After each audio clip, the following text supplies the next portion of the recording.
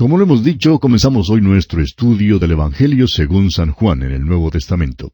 No nos sentimos capaces, amigo oyente, de enseñar este Evangelio y no decimos esto simplemente como un gesto oratorio, ni con algún tipo de falsa modestia. El Evangelio de Juan a veces se llama el Evangelio sencillo, pero no creemos que sea tan sencillo. Es verdad que la sencillez del lenguaje que se usa aquí ha sido la razón para que muchos designen el relato de Juan como el Evangelio sencillo, pues es un hecho que hay muchas palabras monosílabas y bisílabas en este Evangelio. Si usted abre su Biblia en cualquier parte del Evangelio de Juan, notará que la mayoría de las palabras tienen simplemente una sola sílaba. En realidad, es raro encontrar una que tenga 3 o 4 sílabas, y es por esto que muchos dicen, bueno, mire, esto es muy sencillo, no me costará trabajo alguno comprenderlo. Permítanos decirle, amigo oyente, que una de las frases más sencillas que se encuentran en el Evangelio según San Juan aparece en el capítulo 14, versículo 20, donde leemos, «Y vosotros en mí, y yo en vosotros». No sé si usted se ha fijado que casi todas estas palabras son palabras de una sola sílaba, particularmente en el idioma original. Algunas palabras tienen solo 2 letras, solamente 2 palabras tienen 3 sílabas, vosotros. Creemos que cualquier niño de 6 años podría decirle el significado de cualquiera de estas palabras. Pero al juntar estas palabras, amigo oyente, leemos, «Y vosotros en mí, y yo en vosotros». Y al filósofo o al teólogo más sagaz, nunca le será posible sondear las profundidades del significado de esta frase. Eso es lo que queremos decir, amigo oyente, que estamos llegando al Evangelio más profundo de todos. Creemos que es el más difícil para entender. Claro que podemos comprender su significado superficial, porque sabemos el sentido de las palabras, pero eso no quiere decir que lo comprendamos a cabalidad. No, de ninguna manera. Tenemos aquí un Evangelio para el cual necesitamos en verdad del Señor Jesucristo para que Él sea nuestro Maestro. Antes de entrar en el texto mismo, hay algunas cosas que creemos debemos estudiar a manera de introducción. Creemos que esto servirá para prepararnos para nuestro estudio de este Evangelio. Veamos primeramente algo sobre su autor. Juan, el apóstol, fue el escritor. Era hijo de Zebedeo y de Salomé, y hermano de Santiago. Usted puede referirse a las siguientes citas bíblicas, Marcos 1, 19 y 20, también Mateo 20, 20, y también aquí en el Evangelio según San Juan, capítulo 21, versículos 20 al 24. La Escuela de Teología de Tübingen, Alemania, ha dudado seriamente la paternidad literaria de Juan el Apóstol, y con ella también lo han hecho muchos teólogos liberales que no creen en la inspiración de la Biblia. Sin embargo, estas objeciones han sido completamente refutadas, y la paternidad joánica es aceptada hoy en día por una competente erudición bíblica. Un joven que estudiaba en un seminario bíblico era muy bromista. No era el mejor erudito en el seminario, pero tenía la habilidad de llegar al corazón de un asunto. Varios jóvenes se habían juntado para seguir un cursillo cuyo propósito era determinar quién era el autor de este Evangelio. Se estudió varias sugerencias que habían sido propuestas, y luego el tema de la discusión era si Juan había escrito o no este Evangelio. Cuando se consideró toda la evidencia, se llegó a la conclusión de que Juan sí había escrito este Evangelio. Entonces, este joven bromista dijo, «Bueno, hemos desperdiciado todo el semestre. Yo creía y sabía que Juan había escrito este Evangelio cuando esta clase comenzó. Y ahora me vuelvo a encontrar donde primero empecé». Y amigo oyente, ¿le es posible a usted también desperdiciar mucho tiempo con los teólogos liberales hoy en día? Le llevarán por una senda florida y plantearán muchas objeciones en cuanto a muchos temas. Eso le podemos asegurar. Pero, ¿le es posible a usted saber sin lugar a dudas que Juan el Apóstol es el autor de este Evangelio? Consideremos entonces las evidencias. Es interesante notar, en primer lugar, que los padres de la Iglesia atribuyen a Juan el cuarto Evangelio.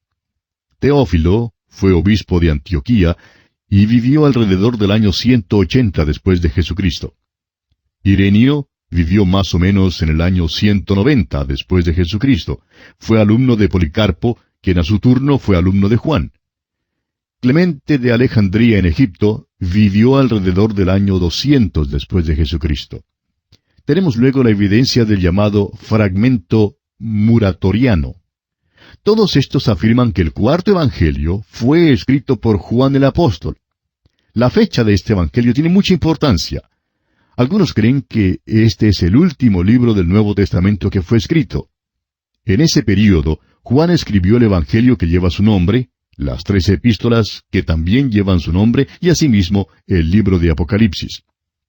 Nosotros sostenemos que sus epístolas fueron escritas después del libro de Apocalipsis y que todos fueron escritos durante los últimos 10 años de la vida del apóstol amado. Permítanos ahora, amigo oyente, dirigir su atención a ciertos rasgos interesantes en cuanto a la estructura de este evangelio. Usted recordará que dijimos en el principio de nuestro estudio que el evangelio de Mateo fue dirigido a y escrito para el judío, que el evangelio de Marcos fue dirigido a y escrito para el romano, y que el evangelio de Lucas fue dirigido y escrito para el griego, y para los que tienen aquel tipo de mentalidad clásica hoy en día. Ahora, el evangelio de Juan fue escrito para suplir la necesidad de las grandes masas del Oriente. Estos hombres eran miserables. Es verdad que muchos eran ricos, muy ricos, pero muchos más vivían en la más abyecta pobreza. Sin embargo, todos tenían gran necesidad y mucha hambre espiritual.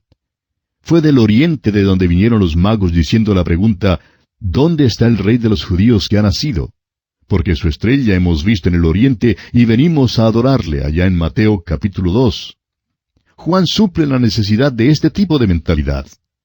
Después de todo, los antecesores de todos nosotros realmente provenían de aquella región. Cam, Sem y Jafet vivieron en el oriente. El reino de Babilonia era un gran reino camítico. Abraham, hijo de Sem, venía de esa región. Desde aquella región vinieron los hijos de Jafet. Todos, pues, provenimos de esta región y siempre hemos sido un pueblo necesitado.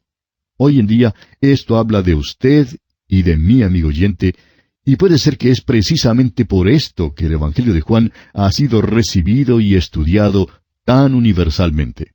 El autor de estos estudios bíblicos, el Dr. J. Vernon McGee, cuenta que cuando estudiaba en la universidad, trabajaba para un periódico local y por eso había tratado de dividir los evangelios en estos estudios bíblicos más o menos como se divide un diario en sus partes. Después de todo, la palabra evangelio significa buenas nuevas, o sea, buenas noticias.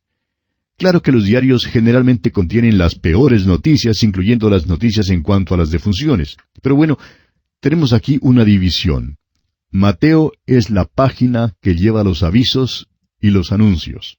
He aquí el reino de los cielos se ha acercado, dice allí. Lucas, por su parte, lleva las ediciones extras. Lucas es el único que relata los cánticos de la Natividad y las parábolas del buen samaritano y del hijo pródigo. Marcos, por su parte, lleva los encabezamientos, es decir, los titulares llamativos. Dice, «He aquí mi siervo». Y Juan escribe los editoriales. Ha escrito en cuanto al pan de vida, el agua de vida, la vid verdadera y la vida cristiana. Ahora, los 3 primeros evangelios se llaman los evangelios sinópticos porque los 3 son escritos desde el mismo punto de vista y de un modo similar. Pero el cuarto evangelio es diferente. En primer lugar, Mateo y Marcos presentan con énfasis especial los milagros de Jesús y Lucas da atención a las parábolas. En cambio, Juan no hace ninguna de las dos cosas. En segundo lugar, los milagros de Jesús en el Evangelio según San Juan son dados como señales y fueron elegidos con muchísima discriminación para interpretar ciertas grandes verdades. Por ejemplo, Jesús, mediante un milagro, alimenta a 5,000 y pronuncia entonces su discurso sobre el pan de vida. Hay 11 señales con sus aplicaciones específicas en el Evangelio según San Juan. Ahora, en tercer lugar, no hay parábolas en el cuarto Evangelio.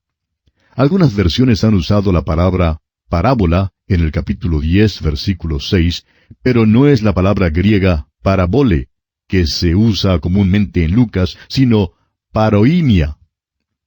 La versión Reina Valera la traduce correctamente con la palabra alegoría. La historia del buen pastor, por ejemplo, no es una parábola, sino un discurso. Ya hemos mencionado la sencillez del lenguaje en el Evangelio de Juan. Es notable en verdad. Sin embargo, este es el Evangelio más profundo y por eso es bastante difícil sondear su significado. Juan nos da un orden cronológico que es bueno notar. Por ejemplo, en el primer capítulo, versículo 35, dice, el siguiente día. Y luego, en el versículo 43 del mismo capítulo, repite, el siguiente día. No solo nos da un orden lógico de sucesión, sino también un orden cronológico. También presta atención a lugares y ciudades, por ejemplo, Betábara, al otro lado del Jordán, en el capítulo 1, versículo 28. Caná de Galilea, en el capítulo 2, versículo 1. Aunque la deidad de Cristo es el tema predominante en este Evangelio, la humanidad de Cristo no se pierde de vista y en verdad es acentuada en forma especial. No sé si usted se ha fijado en el hecho de que Juan es el único de los evangelistas que nos cuenta el viaje de Jesús por Samaria y cómo se sentó junto al pozo y que estaba cansado del camino. ¿Puede usted pensar en otra cosa que sea más humana que esa? Bueno, amigo oyente, nosotros sí podemos pensar en una cosa que sea más humana que esa, y es que Jesús lloró. Y es Juan también quien nos cuenta eso. El nombre Jesús se usa con exclusividad en este Evangelio, con la exclusión de Cristo. Esto parece extraño en el Evangelio que manifiesta su deidad. ¿Por qué pues se usa solamente el nombre Jesús? Bueno, es porque Dios se hizo hombre. También creemos que es interesante notar que la palabra judío aparece más de 60 veces en este Evangelio. Durante toda la vida de la Iglesia se ha rendido mucho culto al cuarto Evangelio. Algunos lo han llamado el corazón de Cristo, otros el Evangelio espiritual, y en Europa lo llaman el seno de Cristo. Orígenes, uno de los padres de la Iglesia, dijo, el Evangelio de Juan es la consumación de los Evangelios, así como los Evangelios, a su vez, son la consumación de las Escrituras. Jerónimo dijo, Juan sobresale en las profundidades de los misterios divinos. Culross lo expresó así. Creo que las Escrituras de Juan han sido enjugadas por más lágrimas de penitentes y que han ganado más corazones para el Redentor que todas las demás juntas. El doctor A. T. Pierson escribió, toca el mismo corazón de Cristo. Si Mateo corresponde a la corte de Israel, Marcos a la corte de los sacerdotes y Lucas a la corte de los gentiles, Juan nos guía más allá del velo, al lugar santísimo. El doctor A. Hayes ha dicho, al leerlo, recibimos la seguridad de que aquí por fin tenemos una descripción digna y adecuada de la vida de Jesús entre los hombres. Como ya lo dijimos, la deidad de Jesús es el tema que predomina en este Evangelio. El carácter mesiánico de Cristo es un tema que también tiene prioridad. Esto se declara sucintamente en el capítulo 20 de este Evangelio, versículos 30 y 31, y creemos que debe ser considerado con la misma clave de este Evangelio. Dice allí en Juan 20, 30 y 31, hizo además Jesús muchas otras señales en presencia de sus discípulos, las cuales no están escritas en este libro, pero éstas se han escrito para que creáis que Jesús es el Cristo, el Hijo de Dios, y para que creyendo tengáis vida en su nombre. Hay un movimiento poderoso que es expresado en el capítulo 16, versículo 28. Dice allí, salí del Padre, y he venido al mundo. Otra vez dejo el mundo, y voy al Padre. Dios se hizo hombre. Esta es la declaración simple de la verdad sublime. Estas cosas son todas relatadas con un fin específico, para engendrar fe en el corazón del hombre. La palabra cree, por ejemplo, se usa más de 100 veces en este Evangelio de Juan. Pero en contraste, aparece menos de 40 veces en los evangelios sinópticos. La palabra fe no aparece aquí en Juan, pero se halla en los otros evangelios. La expresión vida eterna aparece 35 veces, pero solamente 12 veces en los evangelios sinópticos. De modo que lo que tenemos aquí, amigo oyente, en este evangelio es el verbo activo cree, el que se usa generalmente con cree en o cree a. Es un acto de la voluntad y no un consentimiento estático. No significa solo el hacer una señal afirmativa o aceptar solamente con el intelecto las verdades del Evangelio.